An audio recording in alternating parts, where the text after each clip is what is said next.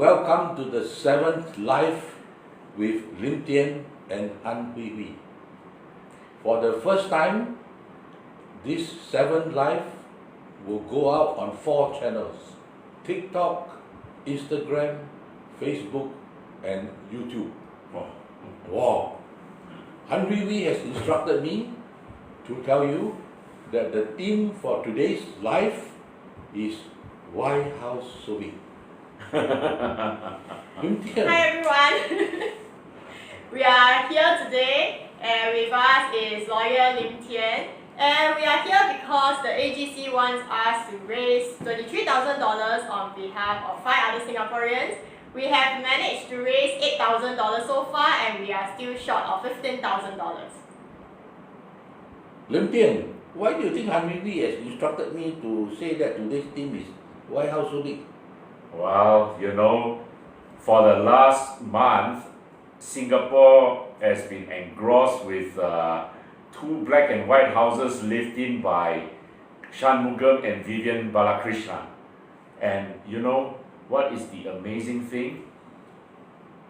The property on which Shanmugam lives in, 26 Redoubt Road, is nearly 307,000 square feet. Alright, I did a calculation a few weeks ago. I think for a 3-room flat of 70 square feet, you can fit in something like 360 or thereabouts flats if you lay them side by side. I think it has to be one of the largest, if not the largest, property in Singapore, right? And it's amazing and you know, Vivian's house is 136,100 square feet. I have been writing about these 2 houses for so long now that I can even tell you exactly how big they are. Alright?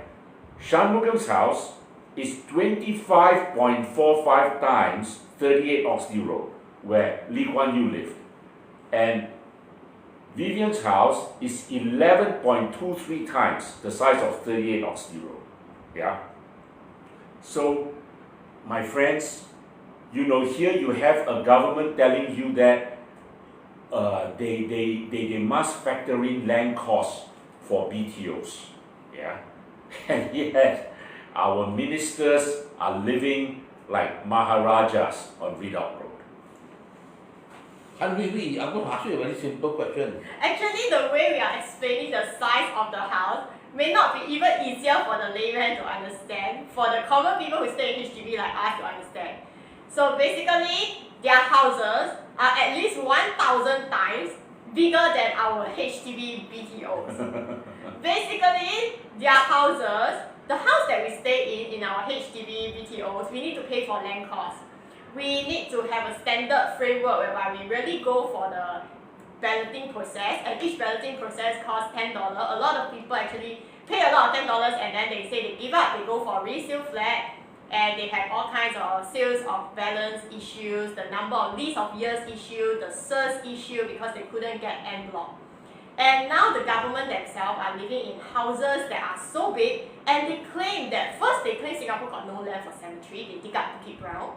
Then they say that Singapore got no land for religious purposes, like for temples, for churches, for mosques. And now they are setting religious land costs at market prices.